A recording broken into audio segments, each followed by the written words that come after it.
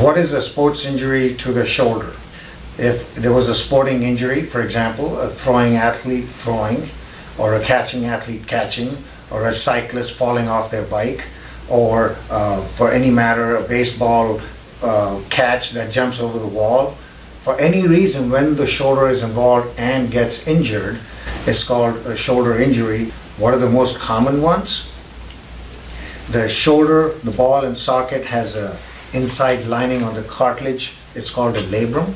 What's a labrum? It's the extra continuation of the bone on the socket side which grabs the ball so as to not have any dislocation or subluxation, we call it.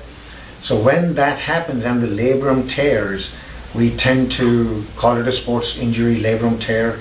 In a middle-aged individual, if the rotator cuff tears because of similar reasons, we call it a traumatic rotator cuff tendon tear.